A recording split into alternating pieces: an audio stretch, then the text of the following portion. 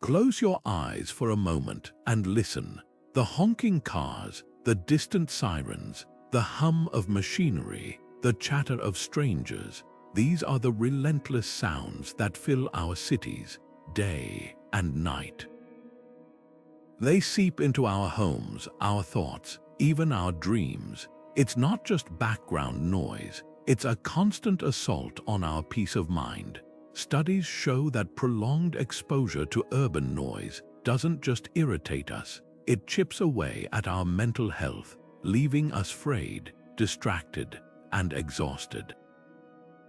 But what if I told you the solution to this modern problem was written 2,000 years ago?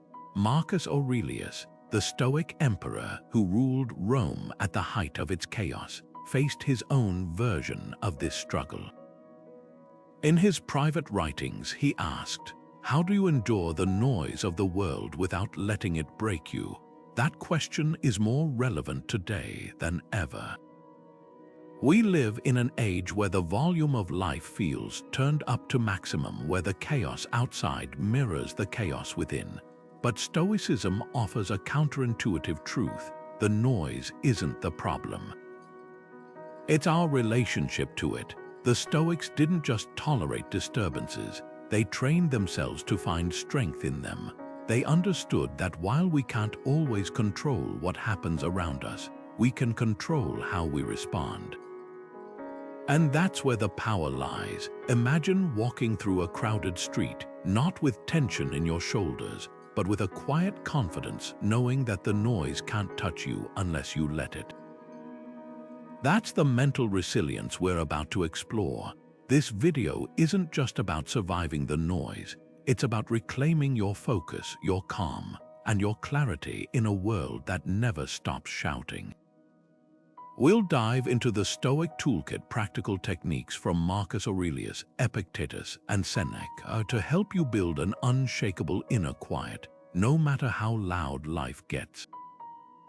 You'll discover how to reframe disturbances as opportunities for growth, how to cultivate focus amid chaos, and why the ancients believed that true peace isn't the absence of noise, but the presence of perspective. So if you've ever felt overwhelmed by the relentless buzz of modern life, stick around. The Stoics didn't just have answers, they had a way of living that turns turbulence into triumph. And it all starts with a single shift in how you listen. The Stoics had a radical way of framing life's irritations. They called them indifferents, not because they didn't matter, but because their power depended entirely on how we chose to see them. Think of it like this: a car alarm blaring outside your window at midnight isn't inherently good or bad. It's just sound. What makes it unbearable isn't the noise itself. It's our resistance to it, the frustration that this shouldn't be happening.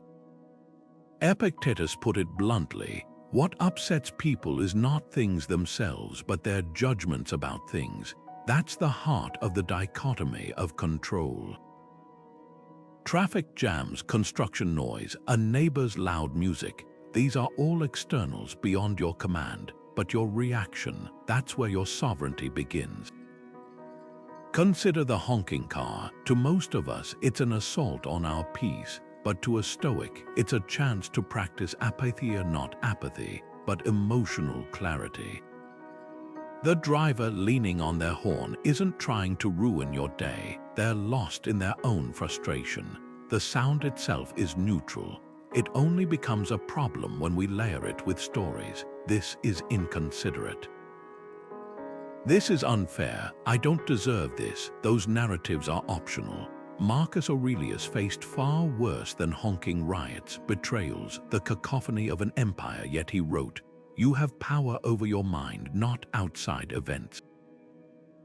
Realize this and you will find strength. Here's the modern twist: noise isn't just an inconvenience, it's a litmus test for where we've handed over our autonomy. Every time we let a siren dictate our mood or a loud conversation derail our focus, we've surrendered agency. But the alternative isn't stuffing down irritation or pretending distractions don't exist.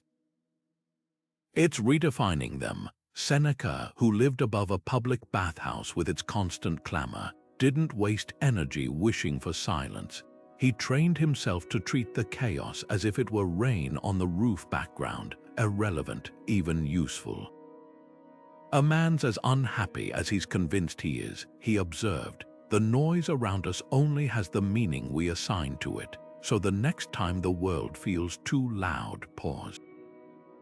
Ask yourself, is this noise my enemy or my teacher? The honking car isn't the issue. The issue is whether you'll let it hijack your inner quiet, or use it as a reminder that tranquility isn't found in perfect conditions, but in unshakable perspective." That's the Stoic shift, turning disturbances into drills for resilience, because the goal isn't a life without noise. It's a mind that no longer trembles because of it. Seneca once wrote letters about living above a noisy Roman bathhouse, a place where shouts, splashes, and clattering dishes filled the air from dawn till dusk. While we might picture ancient Rome as grand and serene, the reality was chaos. Street vendors hawking goods, chariots rattling over stones, neighbors arguing through thin walls.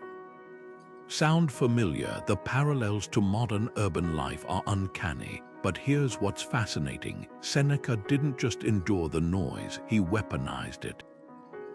In one letter, he joked that the clamor was his personal gymnasium for the mind. While others cursed the distractions, he saw them as a chance to sharpen his focus, writing, "The mind must be hardened by exposure to all disturbances until it becomes indifferent to them." Think about your own triggers: the construction outside your window, the TV blaring in the next room, the ping of notifications. Seneca would ask, is the problem really the noise, or is it your belief that focus requires perfect silence? Modern science backs him up. Studies show that people who accept ambient noise as part of their environment, rather than fighting it, report higher productivity and lower stress. It's not about drowning out the world, it's about recalibrating your attention. Seneca trained himself to write amid the uproar, not by tuning it out, but by reframing it. "The soul that knows how to be calm," he wrote, "will arrange for itself a sanctuary anywhere. Now, let's bridge ancient wisdom to your daily life. When a siren wails or a coworker's laughter interrupts your train of thought, pause. Ask yourself, what would Seneca do? He wouldn't tense up or resent the intrusion.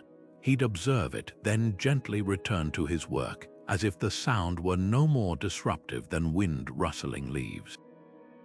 This isn't passive acceptance, it's active mastery.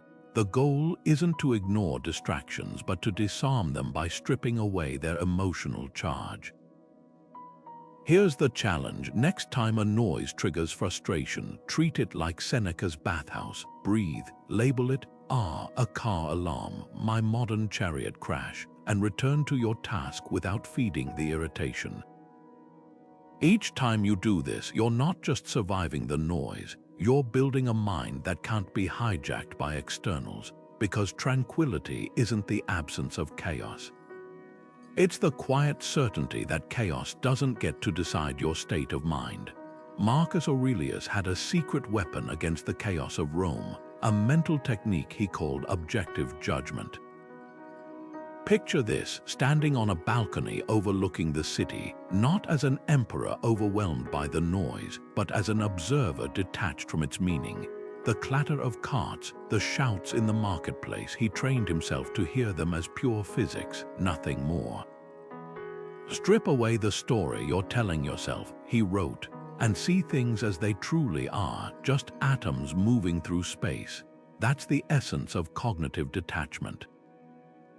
A car horn isn't an interruption, it's a vibration in the air at a specific frequency. A barking dog isn't a nuisance, it's sound waves traveling from a throat to your ears. The noise itself is neutral, the stress comes from the layer we add. The "this shouldn't be here" narrative. Try an experiment right now. Close your eyes and listen. Identify one sound, maybe a fan humming or distant traffic. Now, imagine you're an alien scientist hearing it for the first time, with no cultural context or emotional baggage.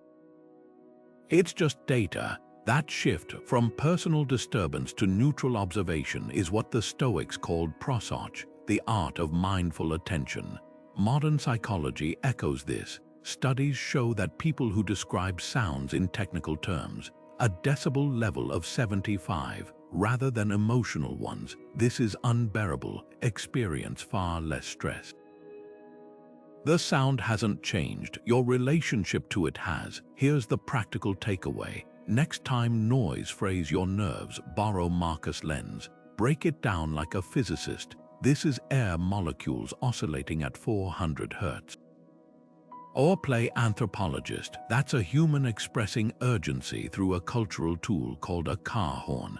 The goal isn't to suppress irritation, it's to outthink it.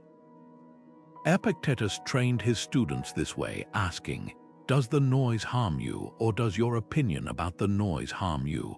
When you strip away the judgment, what's left is just physics. And physics doesn't have the power to ruin your peace, only you can grant it that. This isn't about becoming emotionless, it's about reclaiming sovereignty over your reactions. Think of it like watching a storm through a window. The thunder doesn't demand you flinch, it's just energy discharging. The Stoics realized that most suffering comes not from the world's noise, but from our insistence that it means something. So let the sounds come, observe them like a scientist logging data, and in that space between vibration and reaction, you'll find something extraordinary, the quiet that exists not outside you, but within. The ancient Stoics saw the world through a lens of physics, not in the modern scientific sense, but as a way to understand nature's fundamental order. Cleans, the second head of the Stoic school, wrote that even chaos has its place in the grand symphony of the universe. The clash of cymbals, he said, is still part of the music. Think about that for a moment. A thunderstorm doesn't apologize for its noise, it simply is. Waves don't ask permission to crash against the shore. These sounds aren't disruptions, they're expressions of nature's rhythm. So why do we treat the hum of traffic or the rumble of a subway any differently? This is where the Stoic reserve clause comes in, the idea that we should meet life's inevitabilities not with resistance but with acceptance. Not passive resignation, but a conscious choice to say, this too belongs here. Imagine walking through a forest. You wouldn't curse the birds for chirping or the wind for rustling leaves. You'd accept them as part of the environment, even find beauty in them. Now apply that to the city. The honking, the construction, the chatter, these are just the urban forest's natural sounds. The difference isn't in the noise itself, but in the stories we attach to it. Here's the shift. What if you treated urban noise like weather? You don't get angry at rain for being wet or at the sun for being hot. You adapt, you carry an umbrella or wear sunscreen. Noise is no different. The construction outside your window isn't happening to you, it's simply happening. And just like weather, it's temporary. The Stoics called this amor fati, loving fate. Not because the noise is pleasant, but because fighting reality only amplifies the suffering. Try this exercise today. When a siren wails or a neighbor's music drifts through the walls, pause. Instead of thinking this shouldn't be here, ask, what if it's supposed to be? Not good, not bad, just part of the ecosystem you're in. Notice how the irritation loses its grip when you stop treating noise as an invader and start seeing it as a feature of the landscape. That's the reserve clause in action, making peace with the unchangeable so you can focus your energy on what truly matters. Your response. Cleans found harmony in the clatter of the ancient agora. Marcus Aurelius found stillness in the chaos of war. The lesson isn't that noise disappears, but that it transforms when we stop giving it the power to define our peace. The city's soundtrack isn't your enemy. It's the raw material for your next act of resilience.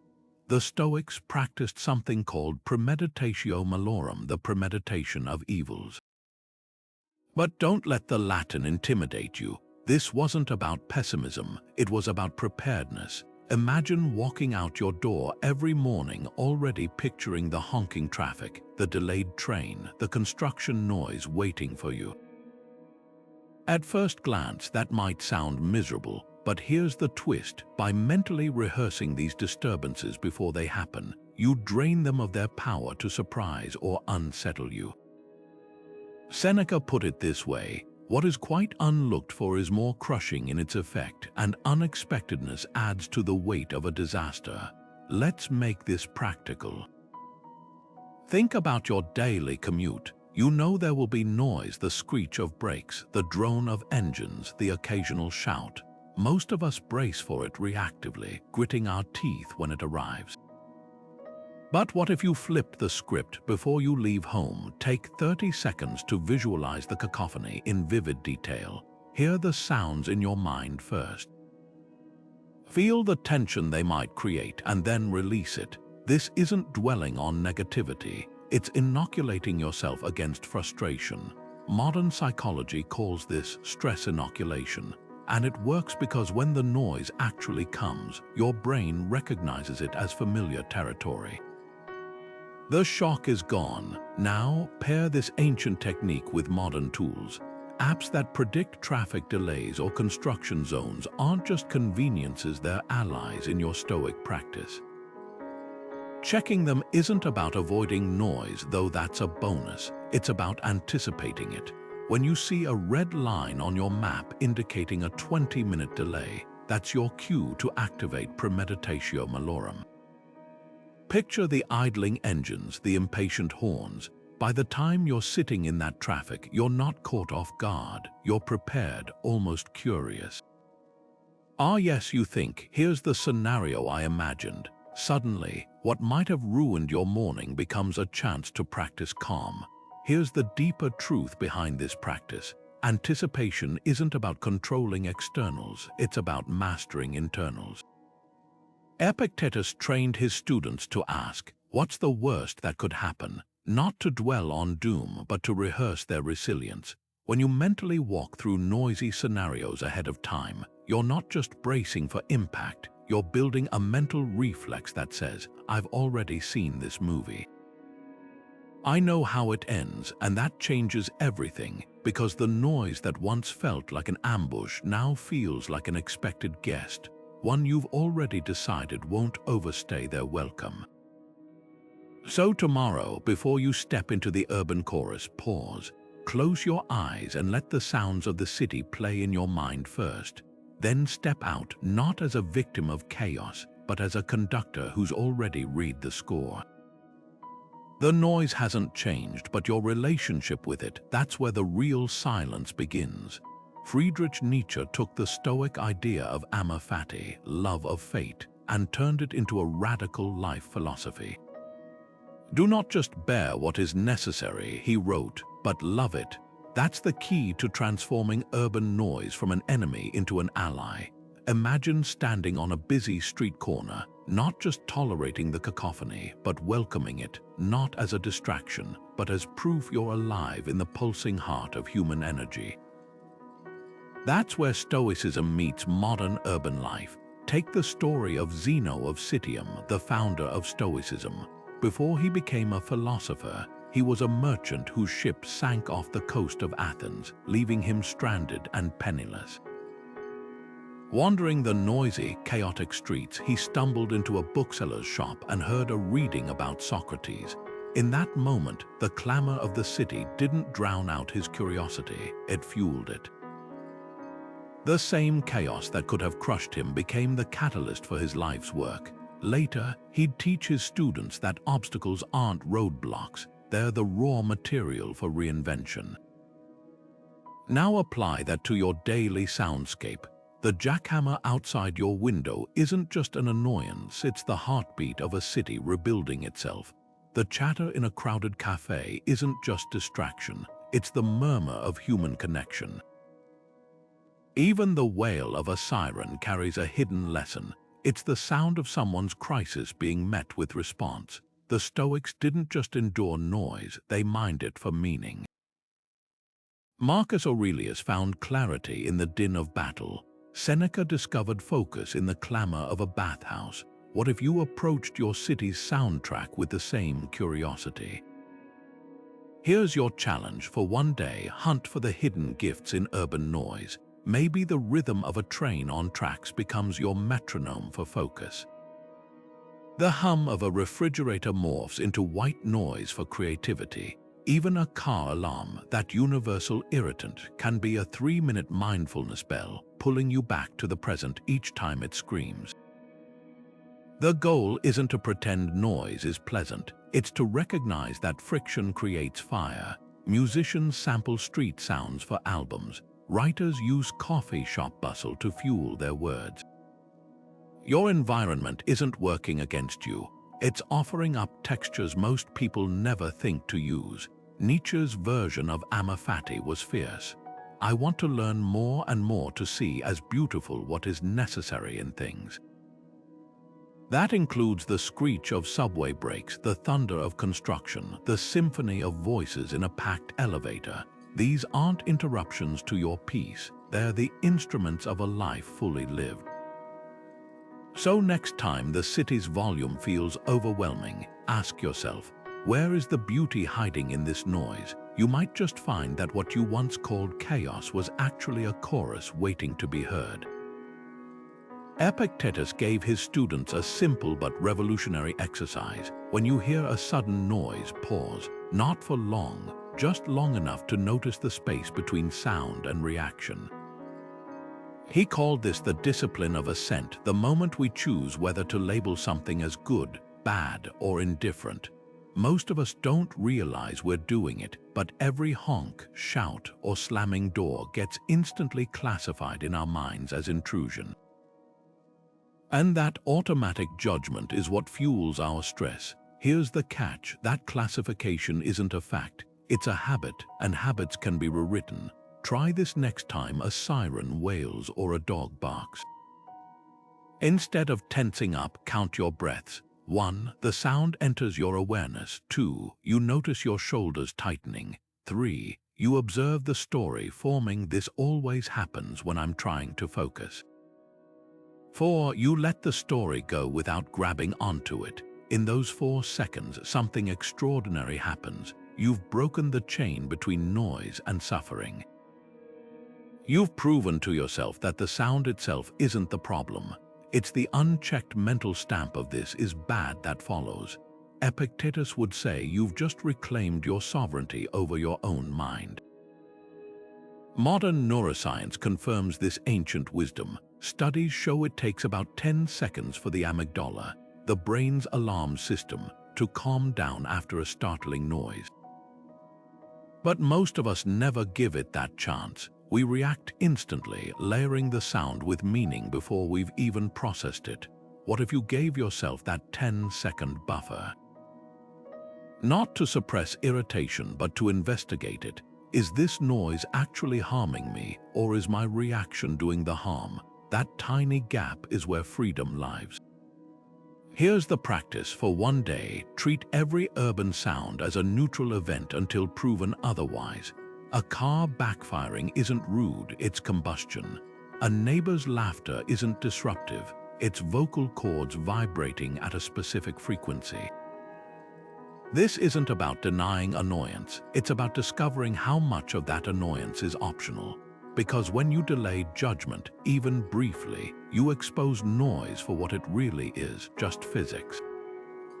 And physics doesn't demand your frustration, it only gets it when you hand it over without question. Epictetus knew something we often forget: no one can make you upset by noise unless you consent to be upset. That pause, that breath-counting moment is your veto power. Use it often enough and you'll start to hear the city differently, not as an antagonist but as a teacher showing you where your autopilot reactions still own you. And that's when the real quiet begins, not in the world around you, but in the space between sound and surrender. Seneca famously wrote about finding solitude in the middle of Rome's chaos, a city that never slept, where crowds swarmed the streets and voices clashed in the forums.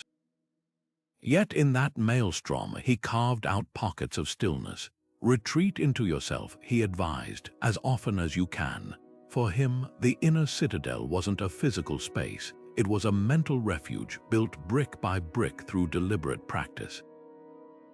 Today, we might call this urban solitude the art of creating quiet within the clamor. And while Seneca didn't have noise-canceling headphones, the principle remains the same. Peace isn't about escaping noise, but about mastering your relationship to it. Modern life offers tools the Stoics could only imagine. A pair of noise-canceling headphones isn't just technology, it's a portable inner citadel. Slip them on in a crowded subway, and suddenly, the world's chaos becomes optional.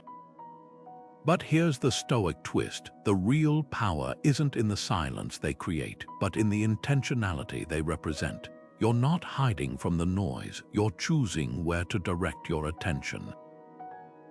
That's the essence of Seneca's practice. He didn't wait for Rome to quiet down. He trained his mind to find focus amid the uproar. Now, let's translate this to your daily life. Your urban sanctuary doesn't have to be a silent room. It could be a park bench at dawn, a corner cafe with your journal, or even your commute with a carefully curated playlist. The key is ritual. Just as Seneca scheduled time for reflection, you might designate 10 minutes on your lunch break to sit with your thoughts, letting the city's hum fade into background static. Or try this: in a noisy environment, close your eyes and focus on a single sound, a bird, a distant conversation, letting it anchor you in the present. These micro moments of stillness aren't about rejecting urban life, they're about reclaiming your agency within it. Ask yourself, where's my version of Seneca's balcony? Maybe it's the quiet car on the train, a library nook, or even the few breaths you take before unlocking your front door. The location doesn't matter. What matters is the habit of carving out mental space where the noise can't follow. Because true solitude isn't the absence of people, it's the presence of yourself, and that's something no siren, no construction crew, no honking taxi can take from you unless you let it. The Stoics knew something we often forget. The loudest distractions aren't outside us, they are the unchecked thoughts we amplify. So next time the city feels overwhelming, remember Seneca's secret. The quiet you crave isn't out there. It's in the pause between breaths, the space between reactions, the unwavering knowledge that you are the architect of your own peace. And that kind of silence, it doesn't just exist in spite of the noise, it thrives because of it. Marcus Aurelius never saw a car horn blaring in rush-hour traffic, but he understood the principle perfectly. The impediment to action advances action. What stands in the way becomes the way. That honking taxi, it's not just noise, it's resistance training for your patience, the jackhammer outside your window. A drill for your focus. Every urban sound we label as an annoyance is actually a piece of gym equipment in the Stoic dojo of daily life. Think of it this way: no athlete grows stronger by lifting air. They need weights, external resistance to push against. Your mind works the same way. Without the friction of distractions, how would you ever build mental muscle? Consider the story of the Spartan boy who trained with a fox hidden under his cloak. When the animal bit him, he refused to cry out, choosing discipline over comfort. We're not suggesting you ignore physical pain, but there's wisdom in the principle. Discomfort is the price of growth. Modern cities offer endless versions of that: fox sirens that test your concentration, loud neighbors that challenge your equanimity, construction noise that trains your ability to stay centered amid chaos. The Stoics called this ascesis, deliberate practice. Just as a boxer doesn't curse the punching bag for existing, you don't need to resent the noise, you need to use it. Here's your next Stoic workout. When a car alarm jolts you from your thoughts, don't just endure it, engage with it. First, notice your instinctive reaction, the clenched jaw, the sigh. Then shift gears. That alarm is now your personal trainer yelling, "Reps, breathe through it." Observe how long the irritation lasts when you stop feeding it with mental commentary. Epictetus would remind you, no thing is terrible in itself, only our judgment makes it so. By reframing noise as resistance training, you transform passivity into active mastery. The real test isn't staying calm in a silent room, it's maintaining clarity when the world feels like it's shouting directly into your ears. That's why Marcus Aurelius wrote his meditations not in a tranquil garden, but on military campaigns surrounded by the clamor of war. He knew true resilience isn't forged in perfect conditions, but in the messy, noisy reality of human existence. So next time the city tests you, smile. It's not ruining your peace, it's giving you the chance to prove that peace was yours all along. The weights are heavy today, good. That means you're getting stronger. We've been sold a lie about silence, that peace only comes when the world stops making noise. But here's the truth the Stoics knew 2,000 years ago. The pursuit of perfect quiet is just another form of resistance, another way we tell ourselves, if only this sound would stop, then I could finally be at ease. Marcus Aurelius ruled an empire that never slept, yet he wrote, "Nowhere can a man find a quieter or more untroubled retreat than in his own soul, not in a silent cabin in the woods, not in a noise-proofed room, in his own soul, because the deepest quiet isn't the absence of noise, it's the absence of turmoil." Take Buddhist monks in Kathmandu. They meditate not in hushed sanctuaries, but in temples surrounded by clanging bells, chanting crowds, and the constant shuffle of pilgrims. The noise isn't an obstacle to their peace, it's part of the practice. One monk explained it like this: if you can find stillness here, you can find it anywhere. That's Stoicism in action. The ancient Greeks had a word for this: ataraxia, a state of unshakable calm that doesn't depend on external conditions. It's not that the noise disappears, it's that the noise no longer dictates your inner world. Now, consider your own relationship with silence. How often have you thought, I could focus if my neighbors were quieter, or I'd be less stressed if construction would just stop? There's a cruel irony here. The more we chase perfect silence, the more we amplify our suffering. Every time we resent a sound, we're essentially telling our nervous system, this is an emergency. And the body listens, cortisol spikes, muscles tense, all because we've convinced ourselves that peace is something out there, something the world owes us. The Stoics flipped this script. Epictetus, who taught in a bustling marketplace, told his students, it's not events that disturb us, but our interpretation of them. The barking dog isn't the problem. The problem is your belief that the dog shouldn't be barking. Here's the experiment. For 1 week, stop treating noise as the enemy. When a plane roars overhead, notice how your body reacts, then consciously relax your shoulders. When a garbage truck beeps outside your window, smile and think, the sound of civilization at work. This isn't fake positivity, it's cognitive reframing. Neuroscientists have found that when we label sounds as neutral or even positive, our stress response dampens.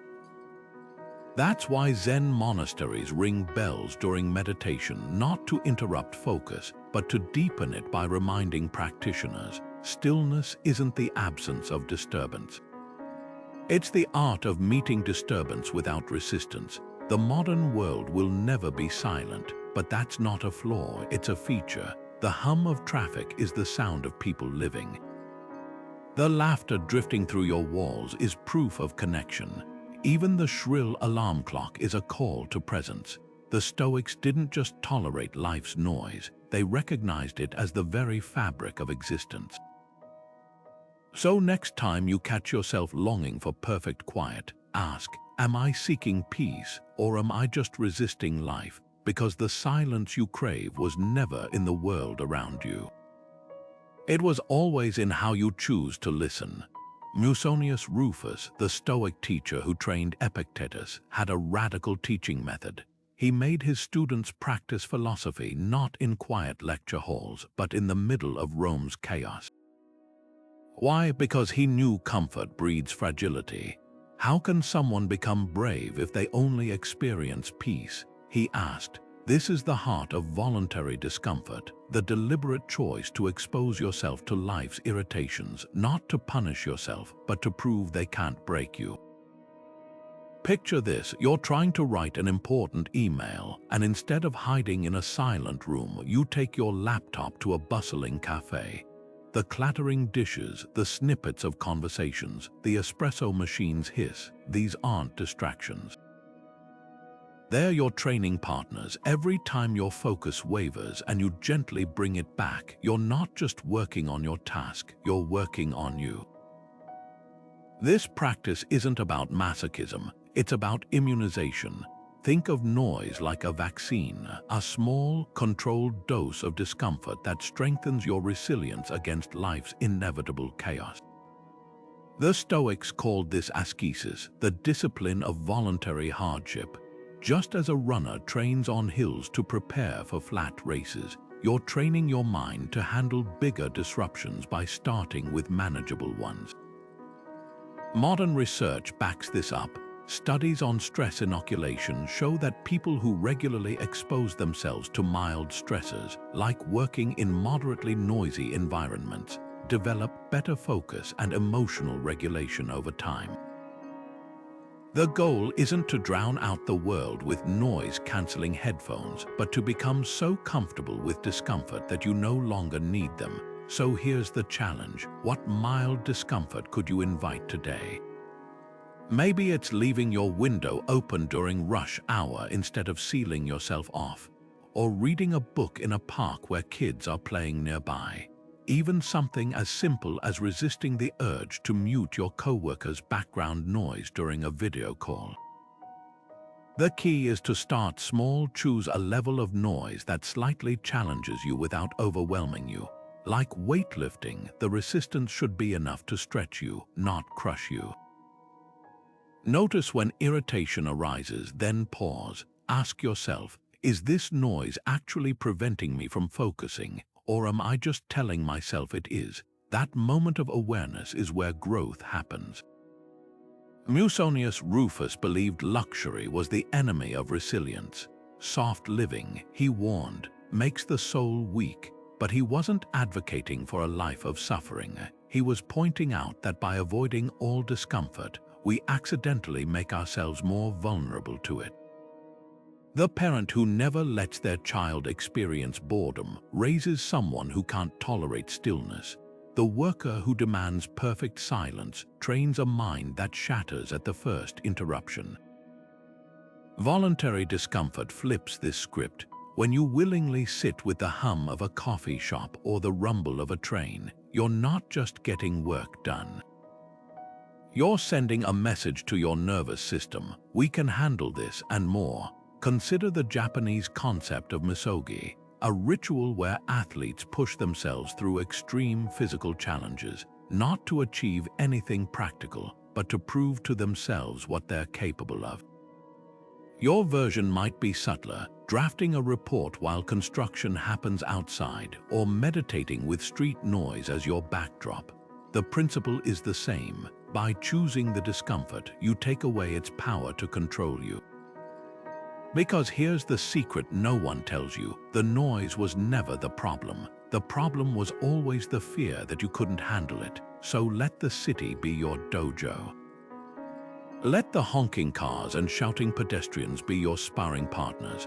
And with every session, watch as your mind becomes less like a brittle vase easily toppled by the slightest bump, and more like bamboo, bending with the wind but never breaking. Marcus Aurelius had a mental exercise he returned to whenever Rome's chaos felt overwhelming. He called it the view from above. Picture this: standing on a hill at night, looking down at the city's twinkling lights, the cars like distant fireflies, the sirens reduced to faint pulses. Then lift your gaze higher past the atmosphere, past the moon, until Earth is just a pale blue dot in the vast blackness. From there, the honking horns and shouting voices don't disappear, but they change. They become what they've always been, tiny vibrations on a speck of dust orbiting an unremarkable star. That's the cosmic perspective, and it's the ultimate antidote to urban noise stress. Here's why this works. When you're stuck in traffic, the car horn in your ear feels like the center of the universe, but physics tells a different story. That sound, it's air molecules bumping together in patterns that travel about 700 miles per hour, yet they can't even reach the edge of the city before dissipating into nothingness. Compared to the 93 million miles between Earth and the Sun, or the 40 trillion miles to the nearest star, your frustration is literally smaller than a single grain of sand on all the beaches of the world. The Stoics didn't have modern astronomy, but they grasped this truth intuitively. "Keep before your eyes the whole of time and space," wrote Marcus, "and think how small a part of it all this present moment is." Try this tonight. Step outside and look up. Not just a glance, really look. Find Orion's belt or the North Star. Those pinpricks of light, some are so distant, their photons have been traveling since before Rome existed. That construction noise down the block, it hasn't even crossed the street yet. Astronomer Carl Sagan captured this perfectly. The scale of the cosmos is such that our entire lives are less than a blink in the eye of the universe. When you absorb that, something shifts. The neighbor's late-night party isn't a personal affront. It's a brief flicker in the grand timeline. The subway screech isn't an emergency. It's a momentary ripple in the fabric of space-time. This isn't about dismissing your feelings. It's about contextualizing them. Modern psychology calls this temporal distancing, the act of stepping outside your immediate experience to see it from a wider lens. Studies show people who practice this technique recover from stress faster because they stop treating every irritation as existential. The dog barking at 3 a.m. isn't keeping you awake. Your story about the dog, "This is unbearable, why me?" is. But from the cosmic perspective, that bark is no more significant than a single note in a symphony that's been playing for 13 billion years. So next time noise frays your nerves, borrow Marcus' telescope. Imagine pulling back, not just to the city level, but to the planetary, the galactic, the cosmic. Watch as the sound shrinks from a roar to a whisper to silence. Then ask yourself, in the face of infinity, does this disturbance deserve my energy? The answer isn't just no. It's laughably, beautifully no, because the universe isn't indifferent to your peace. It's offering you a reminder.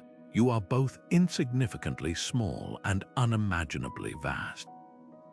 A fleeting moment and part of something eternal, and that realization, it's the quietest sound of all.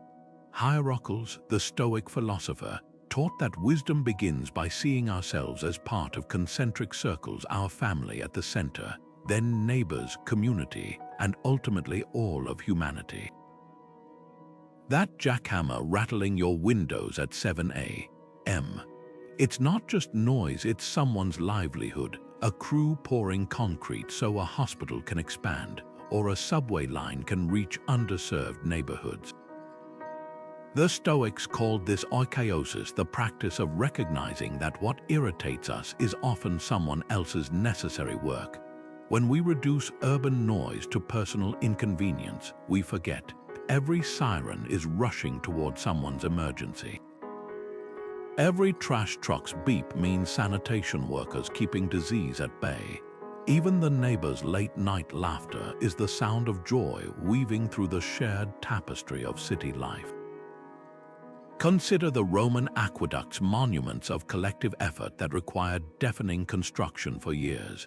The citizens who endured that noise weren't just tolerating disruption, they were investing in clean water for generations. Fast forward to today, that construction crew outside your apartment isn't robbing you of peace. They're building the infrastructure your grandchildren will use. Marcus Aurelius reminded himself, "What brings no benefit to the hive brings none to the bee." Your quiet is important, but so is the school being renovated down the street.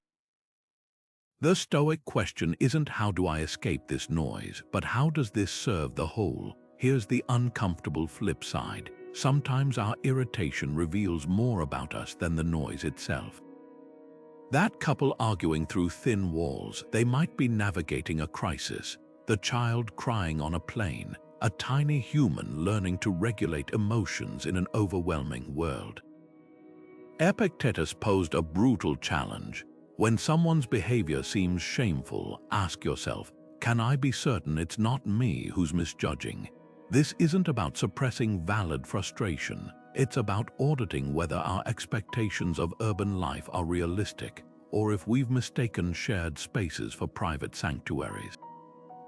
Try this reframe next time a noise grates on you. Picture the person behind it, the construction worker sending money home to his family, the nurse on night shift clanking dishes after a double shift.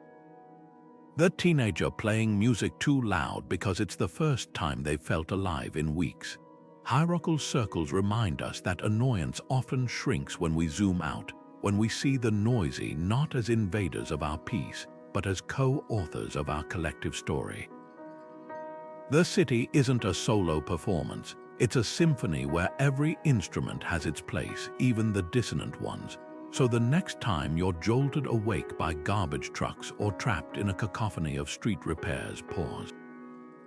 Breathe, ask yourself, is my frustration proportional, or am I expecting 7 billion people to tiptoe around my preferences? Because the deeper truth beneath all this noise is something profoundly quiet, the hum of human endeavor, the messy, magnificent sound of us all figuring it out together. And that's a chorus worth hearing. Stoic journaling isn't about recording your day. It's about dissecting your reactions to it, especially when the world feels too loud. Picture this, you're sitting at your desk after a chaotic commute, the honking and yelling still ringing in your ears. Instead of venting into your notes, you reach for a template the Stoics would recognize instantly. 3 simple questions. What disturbed me? How did I respond? How could Stoicism help next time? This isn't just reflection, it's mental archaeology, digging through the layers of your irritation to find the roots of your reactions. Take a noisy coffee shop, for example. The clatter of cups, the blender's roar, the overlapping conversations, it's easy to scribble in your journal. This place is unbearable. But the Stoic approach goes deeper. First, name the exact disturbance. The blender startled me mid-sentence and I tensed up. Next, audit your response. I sighed loudly, glared at the barista, and lost my train of thought for 5 minutes. Finally, the pivot. Next time, I could remember Epictetus. It's not the noise, but my judgment of it. Maybe I'd smile at the absurdity of fighting a kitchen appliance, or use the interruption as a cue to take a mindful breath. This isn't self-criticism, it's strategic rehearsal for the next urban cacophony. The power of this practice lies in its specificity. Ancient Stoics like Marcus Aurelius didn't just write, "Today was hard." They dissected moments. At dawn, when you're reluctant to rise, remember, I'm waking to do human work. Your version might sound like, when the garbage truck woke me at 6 a.m., I cursed for 10 minutes. Next time, I could borrow Seneca's bathhouse mentality, label it city birdsong, and roll over. By zooming in on single incidents, you train your brain to spot patterns. Maybe you'll notice that sudden noises spike your stress more than constant hums, or that your patience wears thin after 3 interruptions. That's actionable intelligence. Here's where the personal anecdote format works magic. Don't just theorize, recall a real moment. Last Tuesday, the fire alarm went off during my Zoom call. I panicked, muted myself, and fumed for hours. Stoic revision. I could have acknowledged the alarm as a safety feature, not a personal attack, taken a breath, and joked about it to ease the room. The details matter. The more vividly you replay these scenes, the heat in your cheeks, the way your pen dug into the paper, the clearer your growth path becomes. Journaling like this turns noise from a foe into a collaborator. Each honk, each slammed door becomes data for your resilience experiment, and over time you'll find something unexpected. The disturbances don't disappear, but your need to complain about them does. Because now, every outburst of urban chaos is just another prompt, not to vent but to ask, how will the Stoic in me respond? And that question, it's quieter than any silence. Epictetus gave us a mental tool sharper than any noise-canceling technology, the art of selective attention. If someone handed your body to a passerby, he asked, wouldn't you be furious? Yet you hand over your mind to anyone who insults you, letting them disturb your peace. His solution was radical simplicity: attend only to what's yours. Not the car alarm, not the neighbor's TV, not the construction noise, just your own judgments and actions. This isn't passive avoidance, it's active filtration, like tuning out ads on a podcast while staying engrossed in the story. The ads still play, but you've trained yourself not to hear them. Think of your attention as a spotlight in a darkened theater. Right now, you might be swinging it wildly at every cough, rustle, and shuffling foot in the audience, missing the performance entirely. Selective attention means steadying that beam on the stage, the part you actually chose to watch. Modern psychology confirms this ancient wisdom. The cocktail party effect shows how we can focus on a single conversation in a noisy room, filtering out dozens of others. But here's the catch: that filter isn't automatic. It's a muscle, and like any muscle, it weakens without practice. Consider how you listen to music in a crowded gym. The clanking weights, the grunts, the treadmills, they fade into background static because your brain knows they're irrelevant to your experience. Now apply that to city life. The honking taxi isn't an interruption unless you assign it meaning. The jackhammer isn't your adversary unless you make it personal. Epictetus would say these sounds are like raindrops on a roof, present but not yours to control. What is yours? The space between hearing and reacting, the freedom to say, this noise exists but it doesn't belong in my mental theater. Here's your challenge for one day: treat urban noise like podcast ads. When a siren wails, acknowledge it. The city's reminder to check my focus. Then return to your thoughts. When construction starts, label it. Write on schedule, my concentration drill, and carry on. Every time you do this, you're not just ignoring distractions, you're reprogramming what deserves your spotlight, because the secret isn't eliminating noise. It's remembering that you're the one holding the dial. The Stoics didn't have smartphones, but they understood attention fragmentation better than we do. Seneca wrote letters about people who stray into others' conversations, crashing into unopened doors, a perfect metaphor for how we let external noise hijack our mental real estate.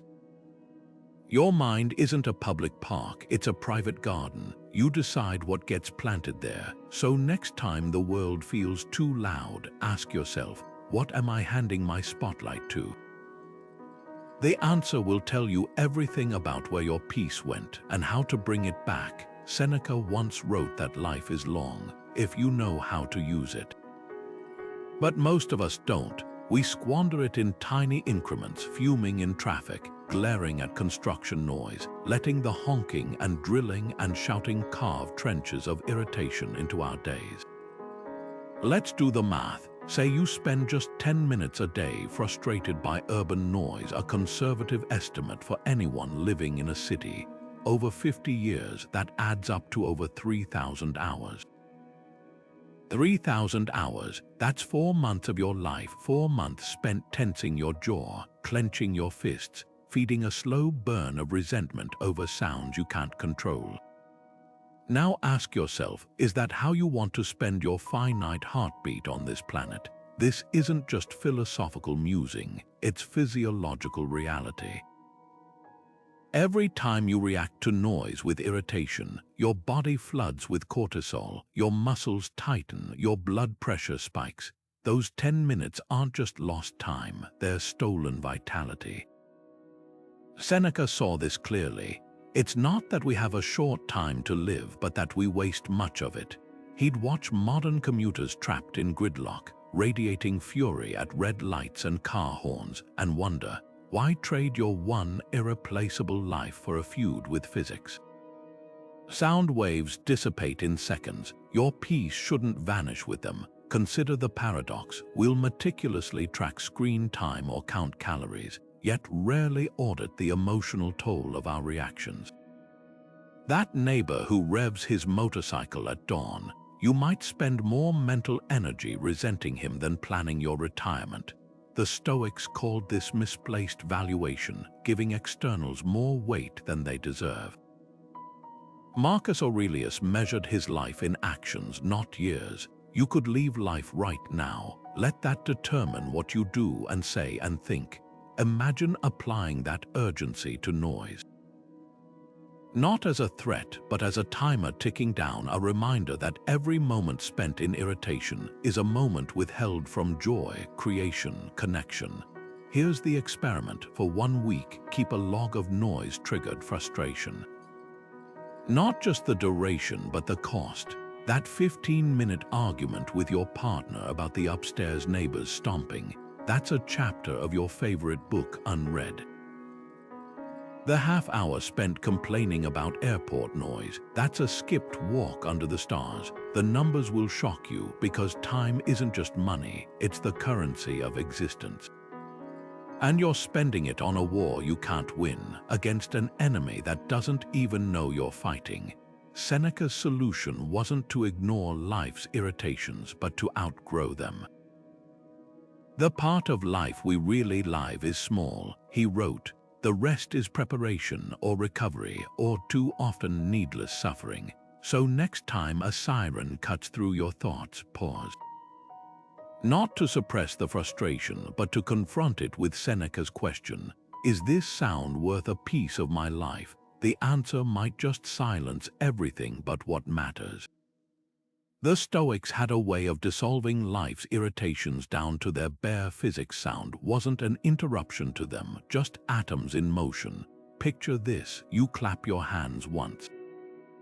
The sharp crack you hear isn't some personal affront. It's air molecules colliding in waves, traveling outward until they dissipate into nothingness. That's all noise ever is, vibrations passing through a medium, temporary and impersonal. The Stoics called this materialism, the practice of breaking things down to their physical essence to strip away emotional reactions. When Marcus Aurelius wrote, "Everything is interwoven and the web is holy," he wasn't just being poetic. He was reminding himself that even the most jarring sounds are part of nature's fabric, no more good or bad than the wind rustling leaves. Here's the experiment. Next time a car alarm jolts you, don't just hear noise, visualize the science. The alarm speaker vibrates at 250 Hz, pushing air molecules in rhythmic pulses. Those pulses reach your eardrum, which translates them into electrical signals for your brain. The irritation, that's not in the sound waves, it's in the story you layer on top. The Stoics would ask, why assign malice to physics? A dog barking isn't targeting you, it's air expelled through a larynx. A slammed door isn't an insult, it's kinetic energy meeting wood. When you scientize sound this way, something shifts. The noise doesn't disappear, but its fangs retract. This isn't just ancient wisdom, it's modern therapy.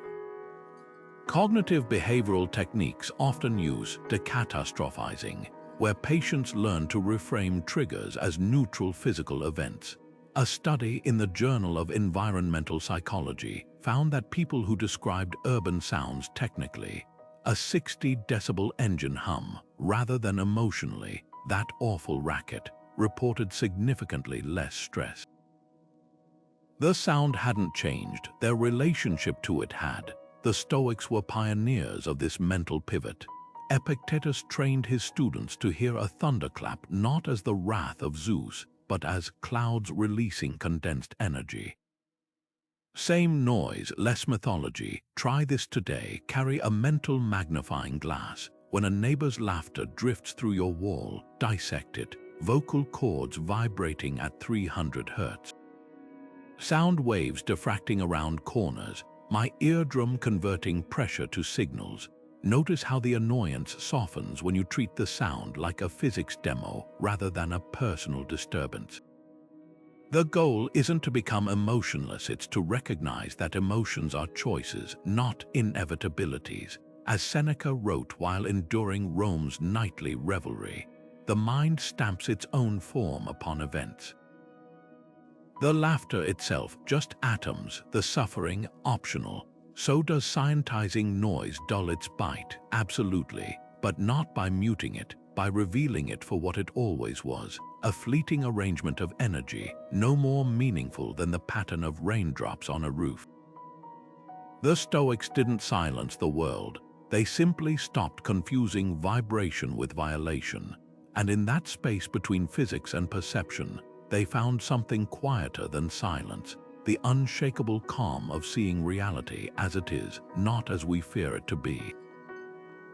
Marcus Aurelius described the mind as an inner citadel, a fortress so secure that even when the world screams outside its walls, not a single unwanted thought gets through without permission.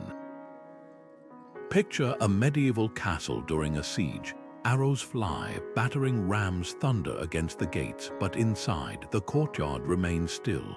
The scholars keep reading.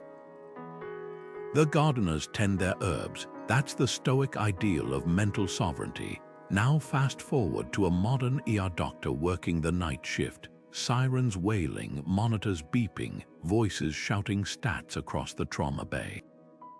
Yet their hands stay steady, their voice stays calm. How? Because they've built their own inner citadel through training, knowing that panic helps no one, least of all the person bleeding on the gurney. The secret isn't that ER doctors don't hear the chaos. It's that they've learned to process it differently. Just as Marcus trained himself to hear the clatter of Roman streets as the sound of civilization at work, ER teams reframe alarms as signals not threats but data. A heart monitor's shrill isn't noise, it's information. A siren isn't an assault, it's a call to purpose. This is the Stoic prosoch mindful attention, applied at life and death speed. Studies of emergency responders show that their brains don't ignore stress signals, they reinterpret them. The pounding heart isn't fear, it's fuel. The adrenaline isn't panic, it's focus. Their inner citadel has a drawbridge. They let the chaos in, but only as raw material for action, not as emotional shrapnel. Now, consider your own version of this fortress. It might not need to withstand literal sirens, but what about the digital alarms of modern life? The ping of a hostile email, the drone of bad news on TV, the sudden shout from a nearby argument. These are your battering rams. The Stoic defense isn't thicker walls but better gates. Epictetus laid out the blueprint. The mind adapts and converts to its own purposes the obstacle to our acting. In other words, your inner citadel isn't a bunker, it's a transformer. That honking car isn't just noise, it's a reminder to check your focus. The neighbor's late night party isn't an insult, it's a drill for your patience. Even the most jarring sounds become part of your training when you stop treating them as invaders and start seeing them as sparring partners. So here's the challenge: design your citadel's architecture. Maybe your version has a library corner where you retreat mentally to recite Marcus' maxims when stress hits. Or perhaps it's modeled after an ERB, all function, no flinch, where every disturbance gets triaged into actionable or ignore. Some might build theirs like a lighthouse, letting the chaos crash against the rocks below while the beacon stays fixed. The form doesn't matter. What matters is the unshakable truth at its core. No sound, no matter how piercing, gets to dictate your peace unless you grant it passage. The next time the world feels like it's screaming at you, try this. Close your eyes for 3 breaths and visualize your fortress. Feel its solidity. Hear the silence within its walls. Then open your eyes not to fight the noise, but to remember it can't fight you. Because the ultimate Stoic realization isn't that we can escape life's sirens. It's that we can learn to stand steady while they wail, knowing they'll fade long before our resolve does. Epictetus dropped a truth bomb 2,000 years ago that still explodes in modern psychology labs today. Men are disturbed not by things, but by the views which they take of them. Let's dissect that. When a jackhammer starts rattling your windows at 7 a.m., there are 2 distinct disturbances happening. First, the physical sound waves hitting your eardrum, that's noise pollution. Then there's the internal monologue. Why today? Don't they know people live here? I'll never get back to sleep. That's mental pollution. And here's the kicker, the jackhammer stops after 20 minutes. Your thoughts about it, they can ricochet for hours. Modern research reveals an uncomfortable irony. Our brains react more intensely to anticipation of noise than to the noise itself. In a Johns Hopkins study, participants exposed to random bursts of sound showed lower stress levels than those who expected the noise but never heard it. Their cortisol spiked not from the sound but from the fear of the sound. That's mental pollution in action. The stories we spin about disturbances often cut deeper than the disturbances themselves. The Stoics called this propathia, the initial, involuntary flicker of reaction before we layer on judgment. That flinch when a plate shatters, natural. The subsequent hour spent fuming about the careless roommate, optional. Try this experiment today. Carry 2 mental tally marks, one for external noises, sirens, construction, barking dogs. Another for internal reactions, this is unbearable. Why does this always happen to me? At day's end, compare the lists. Most people find their mental tally dwarfs the physical one. A car alarm lasts 3 minutes. Your resentment lingers all afternoon. That's the difference between a sound and a story. Here's where Stoicism flips the script. Instead of fighting noise pollution with earplugs, though those help, tackle mental pollution with cognitive diffusion, a modern therapy term the ancients would have loved. When a garbage truck wakes you, notice the thought, there goes my sleep, without fusing to it. Imagine handing the thought to Marcus Aurelius. He'd likely shrug and say, the obstacle becomes the way. That truck isn't just robbing your rest, it's offering a drill for detachment. The next time urban chaos strikes, pause. Ask, is the noise bothering me, or is it my refusal to let the noise just be? The answer lies in the space between vibration and vexation, and that space, it's where your freedom waits. The subway screeches to a halt, metal grinding against metal in a high-pitched wail that makes every passenger flinch. For most, the reaction is instant, shoulders tense, jaws clench, an audible sigh escapes. But what if, in that split second between sound and reaction, there was a pause button? The Stoics practiced something remarkably close to this, a 3-step mental circuit breaker. Hear, pause, choose. Here's how it works in the wild. First, hear the sound as pure physics vibrations at 4,000 Hz bouncing off tunnel walls. Then pause, not to suppress irritation, but to create a buffer zone between stimulus and response. 1 breath. 2. Finally, choose your reaction. Will this be an enemy invading your peace or a drill for your resilience? That screech isn't just noise, It's a pop quiz from the universe, testing whether you'll hand over your calm or keep it tucked safely in your inner citadel. Think of it like a filmmaker editing raw footage. The screech is the unprocessed clip, raw, unfiltered. Your brain is the editing suite. Most of us let the footage autoplay straight to frustration. But the Stoic editor says, cut. Let's review this frame by frame. That pause is where agency lives. Ancient Roman streets were no quieter than our subways, chariot wheels clattering, merchants shouting, stray dogs brawling over scraps. When Epictetus taught his students to step back from impressions, he was giving them the same tool, a mental slate wiped clean after every disturbance, ready for a fresh take. Now, where could you insert this pause today? Maybe it's the moment your neighbor's drill kicks off during your morning meeting. Hear the sound as compressed air driving a bit through drywall. Pause to unclench your fists. Choose to label it construction symphony and refocus, or the car alarm that shatters your concentration. Hear it as a malfunctioning sensor. Pause to laugh at its robotic panic. Choose to use its wail as a mindfulness bell, snapping you back to your breath.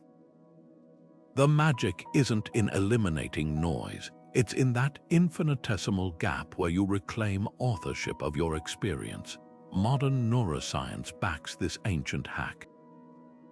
Studies on cognitive reappraisal show that even a half-second delay between stimulus and response reduces amygdala activation, the brain's panic button. That pause is like a circuit breaker tripping before the emotional overload fries your system. The subway screech doesn't change, but your relationship to it.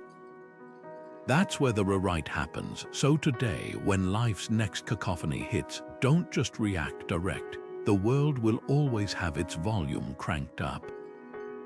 Your power lies in knowing when to hit mute on everything but your own voice.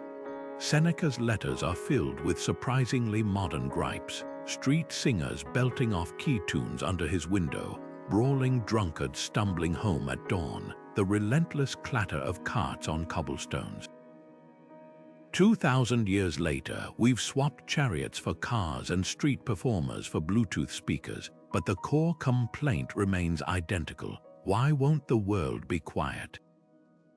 The Roman philosophers lament about those who vocalize without skill or pause could have been written yesterday in a Yelp review about a neighbor's karaoke habit. This isn't just coincidence, it's proof that human irritation transcends time and technology. The vehicles change, the vexation doesn't. Consider the acoustics of ancient Rome versus modern Manhattan. A chariot's iron-rimmed wheels grinding against stone pavement hit roughly 90 decibels, comparable to a motorcycle revving at close range. The shouts of street vendors hawking olive oil or mule rentals created a constant hum around 70 decibels, akin to the ambient noise of a bustling cafe today. Even Seneca's infamous nocturnal nuisances, rowdy tavern-goers keeping him awake, mirror modern calls to police about urban parties, the key difference. Romans didn't have noise-canceling headphones or double-paned windows. Their only buffer was mindset. When Marcus Aurelius wrote, "The barking of dogs, the squawking of geese, what do they matter to your purpose?"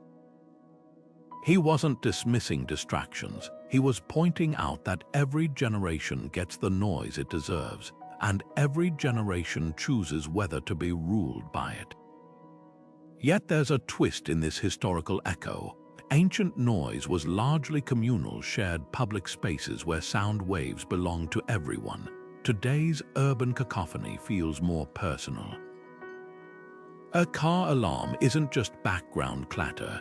It's an intrusion into our privatized bubbles of silence. We've grown accustomed to controlling our sonic environments with earbuds and white noise machines, making unexpected sounds feel like violations. Seneca had no such illusions. His world was inherently noisy, so he trained himself to treat disturbances like weather, uncontrollable but survivable. If a man is startled by every sound, he wrote, his soul will remain in perpetual flight. That's the Stoic challenge, not to resent noise for existing, but to resist the fantasy that life owes us quiet. So has human irritation really changed? The triggers have upgraded, but the core struggle remains. What makes modern noise uniquely stressful isn't the volume, it's our expectation of control. The ancient Stoics accepted sound as life's constant companion. We treat it as an adversary to be defeated. Perhaps that's the real lesson echoing through the centuries. Peace was never about silencing the world. It's about hearing it differently, not as a foe, but as a chorus that's been singing the same refrain since the first cart rolled over the first cobblestone. The noise isn't new. Our choice to let it unsettle us, that's as old as civilization itself. Imagine slipping on a pair of earplugs, not the foam kind, but mental ones forged from ancient wisdom. Stoicism offers precisely that, philosophical filters to mute the world's chaos without silencing it completely. These aren't about ignoring reality, they're about tuning your perception, like adjusting the equalizer on life's noisy soundtrack. Let's unpack 3 of the most potent filters, each a time-tested mantra to soften the blow of urban clamor. First, the impermanence filter. This too shall pass. Picture a car alarm wailing outside your window. Instead of spiraling into "this will never end," activate the filter. Remind yourself all sound decays. Physics guarantees it. Those grating decibels are already dissipating into the atmosphere, just like yesterday's traffic jam and last week's construction noise. The Stoics borrowed this from Heraclitus. No man steps in the same river twice. Applying it to disturbances, the alarm isn't eternal. Your reaction can be temporary too. Next, the neutrality filter. It's not good or bad until I label it. That jackhammer at dawn, it's just pressurized air driving metal into concrete. The judgment "this is unbearable" is the real disruptor. Epictetus trained his students to hear disturbances as a musician hears tuning notes necessary, impersonal, fleeting. Modern psychology echoes this. Studies show that describing sounds technically, 80 decibel impact drilling, rather than emotionally, this torture reduces stress by 60%. The noise hasn't changed, your mental labeling has. Finally, the utility filter. How can this serve me? Seneca turned bathhouse clamor into concentration practice.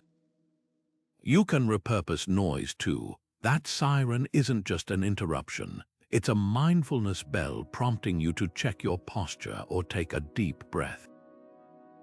The neighbors arguing through the wall, a chance to practice compassion or detachment.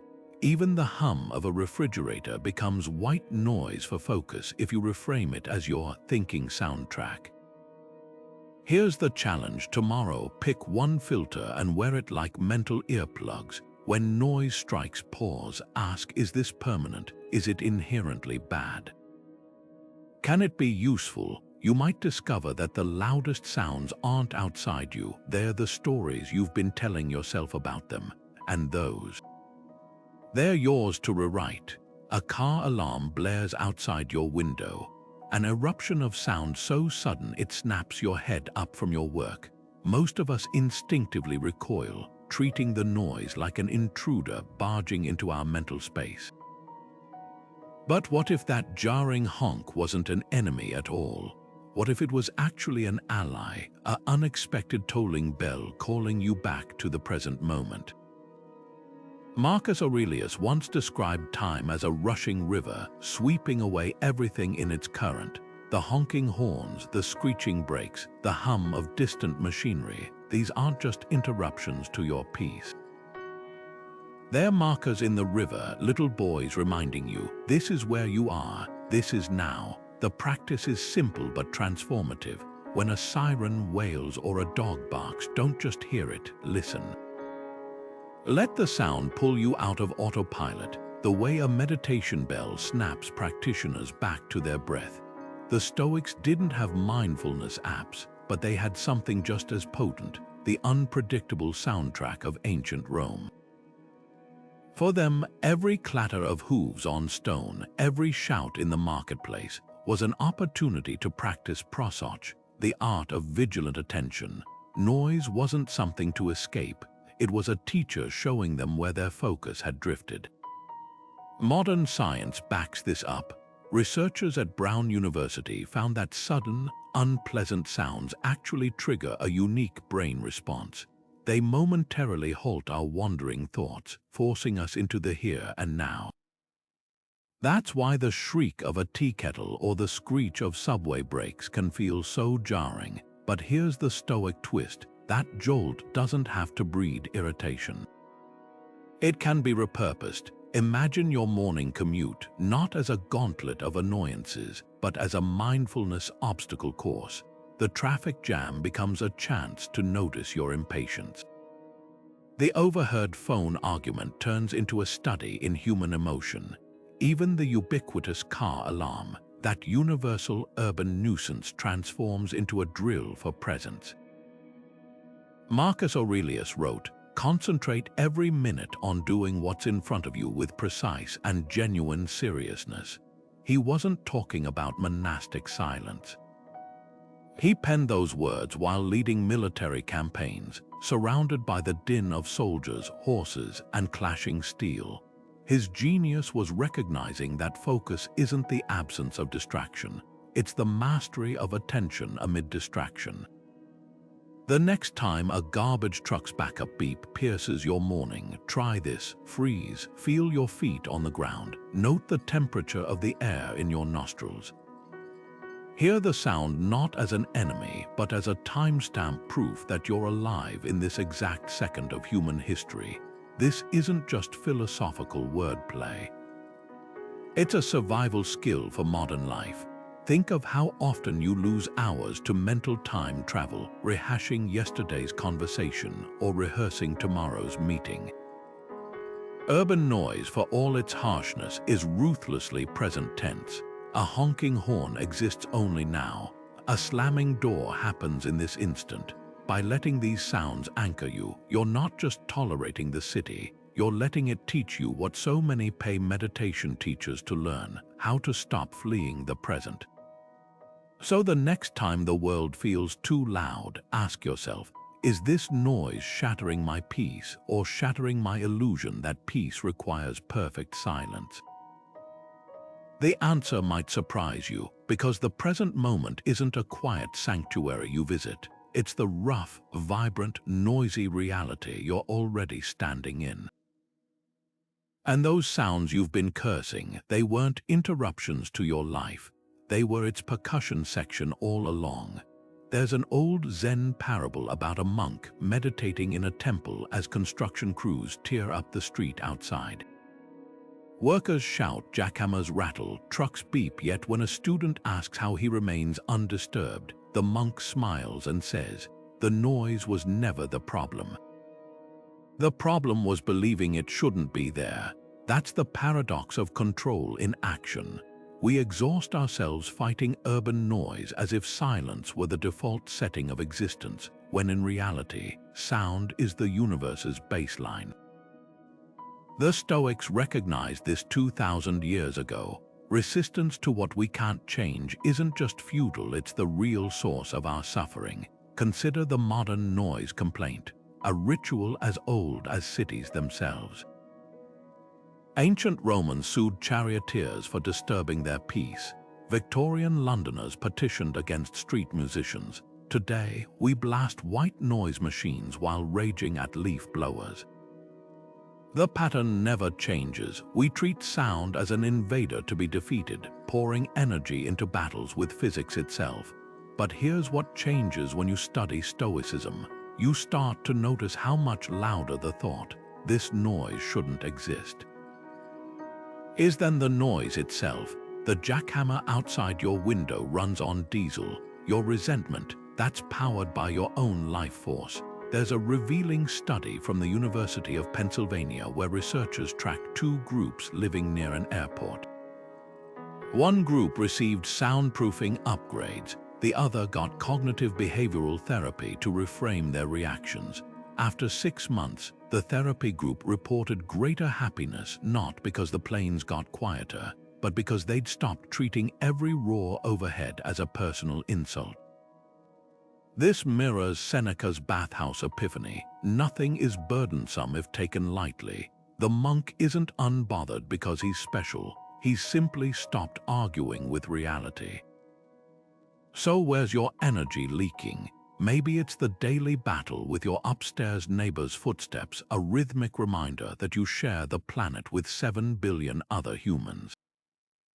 Or the way you curse rush hour traffic as if asphalt owes you solitude.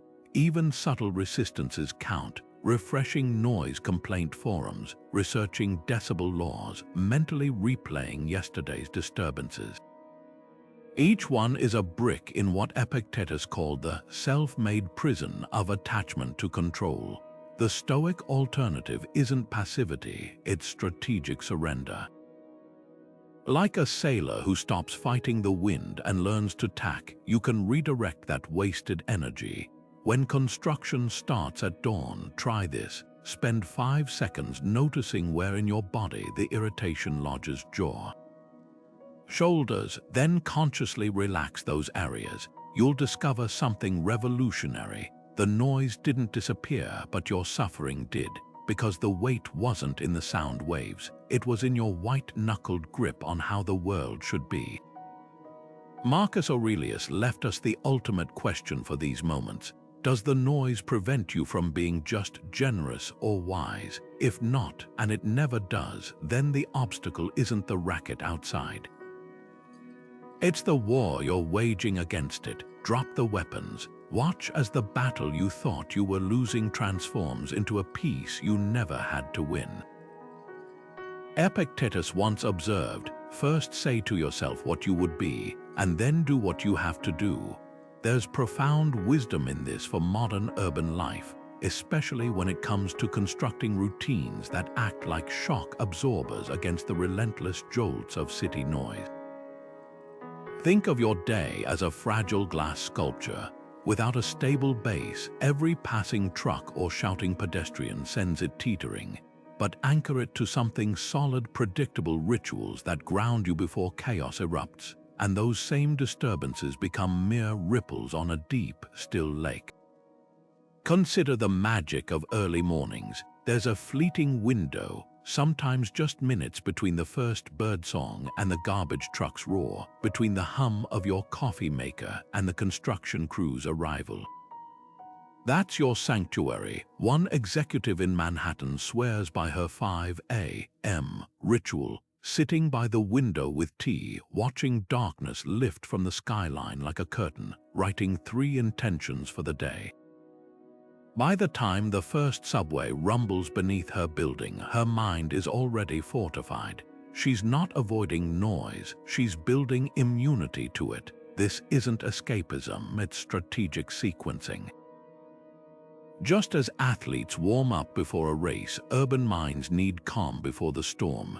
Epictetus championed habit as the iron girders of character. Without them, he warned, we're at the mercy of every passing disturbance. Modern science confirms this. Routines reduce cognitive load, freeing mental energy to handle surprises. A study of ICU nurses, arguably one of the most noise-bombarded professions, found that those with strict pre-shift rituals, 7 minutes of breathing exercises, a specific playlist during commutes, reported half the stress levels of their peers. The alarms and screams didn't disappear, but their impact softened because the nurses had created neural pathways of calm to counterbalance them. So what's your buffer ritual? It doesn't need to be complex. A teacher in Tokyo uses his train ride to practice sound mapping, closing his eyes and identifying 5 distinct noises without judgment. A programmer in Berlin starts her day with silent coding, 30 minutes of work before checking messages, using the city's quietest hours to build momentum. Even micro-routines work. 3 deliberate breaths before answering a call when sirens wail outside, or a midday walk where you count footsteps instead of honking cars. The key is consistency. The Stoics knew something we often forget. Chaos feels loudest when it meets emptiness.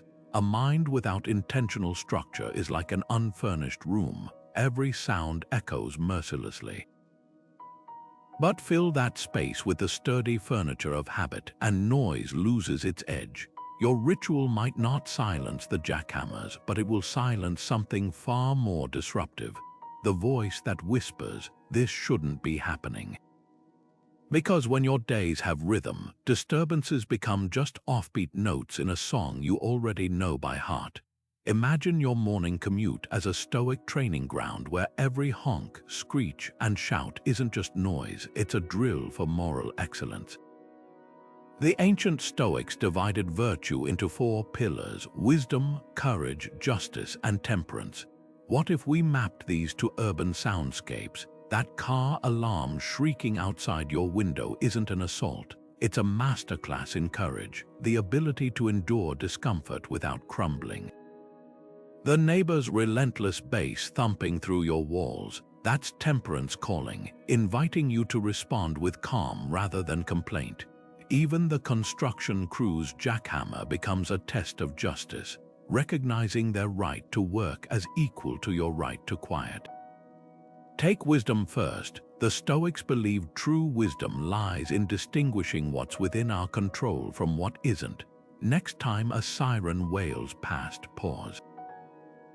Instead of thinking this is ruining my concentration, ask, what part of this experience can I actually govern? The siren isn't yours to silence, but your focus. That's sovereign territory. Marcus Aurelius practiced this amid literal battlefield chaos, arrows whizzing, men shouting, yet he wrote, "The mind adapts and converts to its own purposes the obstacle to our acting." Your version might be subtler, using a subway delay not to fume, but to observe how your mind constructs suffering from mere sound. Now consider courage. Modern life rarely demands we face literal danger, but urban noise provides a daily micro-gym for resilience. That garbage truck's 5 a.m. beeping, it's your discomfort bench press. Each time you choose not to react, you're strengthening what Epictetus called the discipline of assent, the split-second choice to withhold emotional investment from externals. Navy SEAL train with sleep deprivation and sensory overload because stress inoculation works. Your city's cacophony offers the same service for free. The scream of a circular saw isn't just noise pollution. It's your chance to practice standing firm while the world tries to shake you. Temperance shines brightest when tested. Picture this: you're on an important call when a street performer starts belting off key opera outside your window. Your jaw clenches, your fingers hover over the mute button. Here's where Stoicism flips the script. Instead of muting the world, what if you muted your reaction? Temperance isn't about suppressing irritation.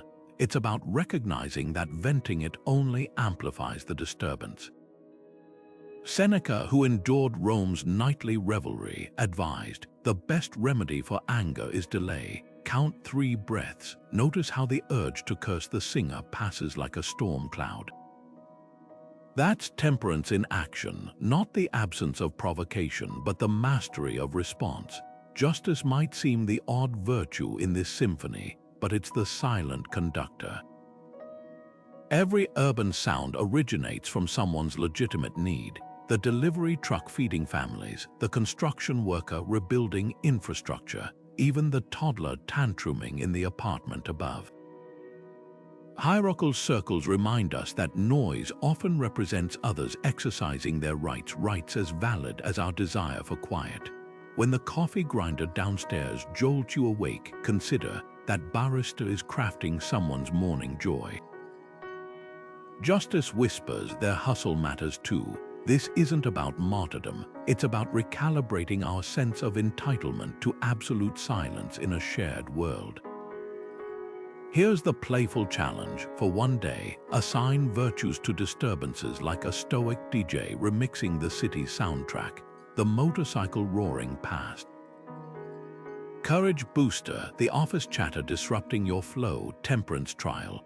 Even the hum of fluorescent lights can be wisdom's metronome, a reminder to focus only on what you can change.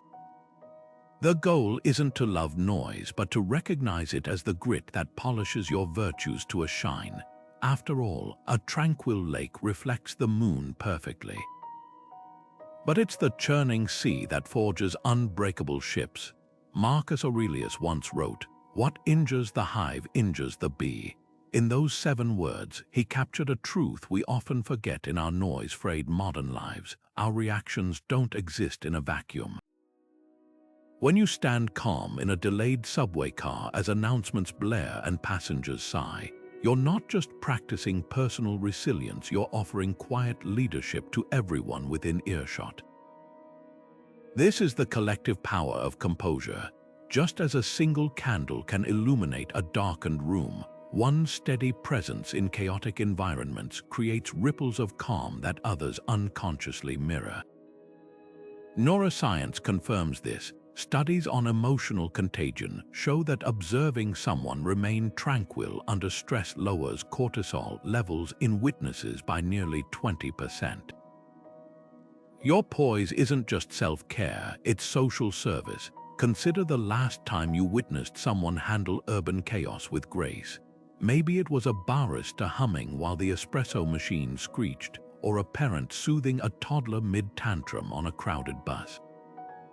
These aren't just personal victories, they're masterclasses in communal living. The Stoics called this sympatheia, the interconnectedness of all beings. When Marcus scribbled in his journal about the joy of acting for the common good, he wasn't just envisioning grand civic deeds. He was thinking of moments like these, choosing patience when a car cuts you off, offering a smile to the cashier while alarms sound at the grocery store, breathing through the neighbor's dog barking instead of adding to the din with curses. Every unruffled reaction is a silent tutorial to those around you on how to navigate life's inevitable disturbances. Here's where quiet leadership becomes revolutionary. Most of us assume leadership requires a platform or title, but Stoicism redefines it as presence. Picture 2 scenarios at an airport during a flight delay. In one, a traveler slams their laptop shut, muttering about incompetence. Within minutes, nearby passengers start sighing loudly, checking watches aggressively. Now imagine a different traveler who simply adjusts their headphones, pulls out a book, and settles deeper into their seat. No speech, no grand gesture, just unwavering focus. Like dominoes, shoulders relax around them. Conversations shift from complaints to plans. This is Marcus' philosophy in motion. Waste no more time arguing what a good person should be. B1. Your challenge today isn't just to endure noise stoically, it's to recognize that your endurance has spectators. That coworker who sees you unshaken by construction noise outside your Zoom call. They're absorbing a lesson in emotional regulation. The stranger who watches you chuckle at a car alarm instead of cursing. They're witnessing an alternative to habitual frustration. Even something as simple as resisting the urge to roll your eyes at a screaming child trains those around you to see disturbances through gentler lenses. So ask yourself this: how might your composure today become someone else's lifeline tomorrow? Because the quiet leaders who shape civilizations aren't always the ones making speeches.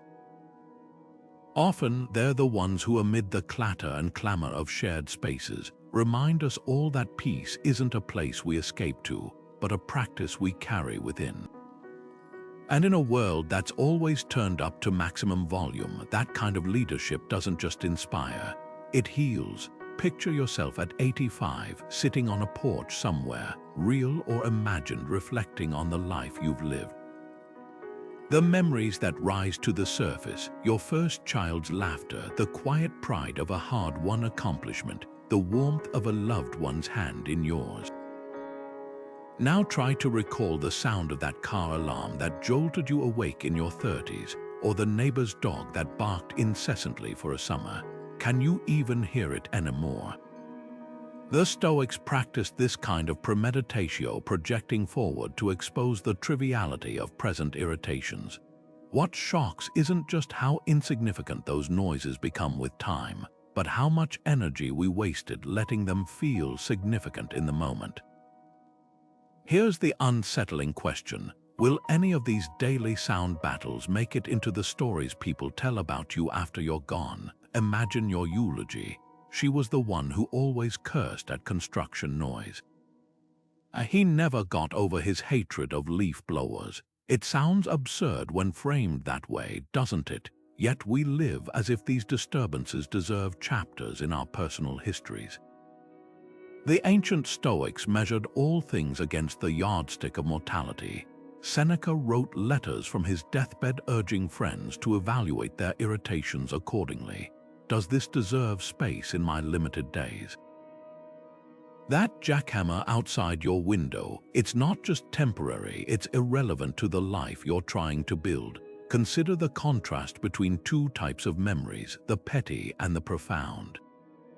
The petty clings to disturbances, the time traffic made you late, the argument about a noisy party. The profound lingers on moments of meaning, reading to your kids despite the city's hum, finishing your degree amid dorm chaos, the deep conversations that happened over coffee in crowded cafes. The noise wasn't absent from these moments, it just didn't get to dictate their value. Marcus Aurelius left us a challenge. Ask yourself at every moment, is this necessary? Apply that to your reactions to sound. Is this frustration necessary? Is this tension in my shoulders adding anything to my legacy? There's a liberating thought experiment buried here. Project yourself not just to old age but beyond. 100 years from now, no one will remember the decibel level of your street in 2024. But they might remember what you created, how you loved, the ideas you championed, despite or even because of the chaos around you. The Stoics weren't suggesting we ignore life's irritations. They were insisting we stop letting them overshadow life itself. That siren wailing outside isn't just background noise. It's the soundtrack against which your resilience gets woven into something enduring. So the next time urban clamor threatens to hijack your peace, zoom out. Picture your future self smiling at how seriously you took what was never meant to break you. Then ask the only question that ever really matters. When I'm gone, what do I want this sound to have meant about how I lived? The answer won't silence the world. But it might just help you hear something far more important, the quiet pulse of a life well lived, beating steadily beneath the noise. Seneca once described joy not as the absence of disturbance, but as the presence of perspective, a choice to find wonder even in life's cacophony.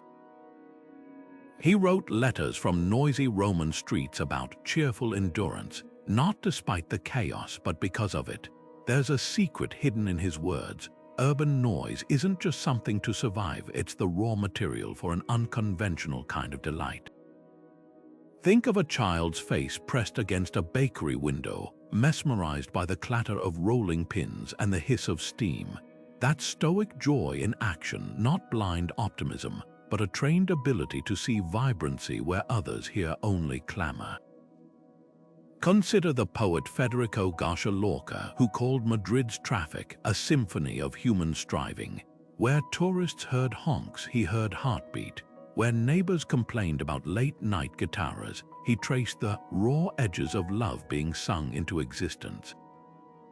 This isn't romanticizing noise, it's recalibrating our ears to catch the music buried in the din. The clang of a distant garbage truck becomes percussion. The murmur of strangers debating in a cafe turns into a chorus of lived experience. Even the screech of subway brakes has a kind of rough poetry, the sound of momentum meeting necessity, of hundreds of stories pausing briefly before rushing onward. Modern psychology confirms what the Stoics intuited. Our brains naturally filter for threat or beauty based on expectation. In a famous experiment, passengers on a New York subway were asked to identify angry versus exuberant sounds in recordings. Those primed to listen for joy consistently heard laughter where others heard shouting, rhythm where others heard racket. This mirrors Seneca's practice of voluntary reinterpretation, deciding before leaving home that today's disturbances would be framed as evidence of life's richness rather than irritants. A wise man, he wrote, can find more joy in a crowded market than a hermit finds in solitude, not because the market is quieter, but because he's trained his mind to mine it for meaning. So here's your challenge today. Hunt for one beautiful sound you usually ignore. Maybe it's the distant hum of a generator that powers someone's livelihood, or the syncopated rhythm of crosswalk signals guiding strangers safely home. The elderly vendor in Hanoi who's whistled the same 5-note tune for 30 years while selling lotus stems. To tourists it's noise, to locals it's the soundtrack of belonging. Even the grating beep of a delivery truck backing up carries a hidden melody, the sound of goods moving, of needs being met, of a city feeding itself. This isn't about pretending noise is pleasant. It's about recognizing that delight and irritation often occupy the same sonic space. What separates them is the focus we choose. Like sunlight hitting a prism, urban sound scatters into infinite colors depending on how we position ourselves to catch it. The Stoic twist, you get to hold the prism. So tilt it today, listen deeper. Somewhere in the din, there's a note only you can hear. A reminder that joy isn't the absence of noise, but the presence of a mind trained to find music in the mess. We've traveled a long road together, from the jarring honks of morning traffic to the rhythmic clatter of construction, from sleepless nights under the weight of urban noise to moments of unexpected clarity amid the chaos. But here's the truth we've uncovered: the sounds themselves never changed, only our relationship to them did. That's the heart of the Stoic transformation, not silencing the world, but mastering how we listen. Think back to where we started, the frustration, the tension, the belief that peace required perfect quiet. Now contrast that with where we've arrived: noise as a teacher, a drill for resilience, even an unlikely ally in presence. The shift wasn't in decibels, but in perspective. Control wasn't about muting life's soundtrack, it was about reclaiming sovereignty over our reactions. Acceptance didn't mean passive surrender. It meant active engagement with reality as it is, not as we wished it to be. And resilience, that wasn't armor against disturbance, but flexibility to bend without breaking, like bamboo in a storm. Marcus Aurelius left us the perfect compass for this journey. The mind adapts and converts to its own purposes the obstacle to its acting. That jackhammer outside your window isn't just an interruption, it's raw material for focus. The neighbor's laughter through thin walls isn't rudeness, it's a reminder of shared humanity. Even the wail of a midnight siren becomes something unexpected, a call back to the present moment, a Stoic mindfulness bell ringing through the chaos. Now it's your turn. Maybe you'll start with Seneca's bathhouse mentality, treating disturbances like weather, uncontrollable but survivable, or perhaps Epictetus' pause, that sacred gap between sound and reaction, will become your refuge. Some of you might even experiment with Marcus' cosmic perspective, shrinking urban clamor to its true size against the vastness of space-time. Whatever tool you choose, remember this: the goal was never to eliminate noise. It was to discover that the quiet you craved wasn't out there in the world. It was always within you, waiting to be heard beneath the layers of resistance. So tell me in the comments, what's your favorite Stoic noise hack? How have you transformed life's cacophony into your classroom? The conversation doesn't end here. If you're ready to go deeper, To sharpen your mind against modern chaos with more ancient wisdom, hit subscribe. Together, we'll keep turning turbulence into triumph, one honking horn, one deep breath, one unshakable moment at a time. Because the obstacle isn't the noise, the obstacle is how we hear it, and that's always been your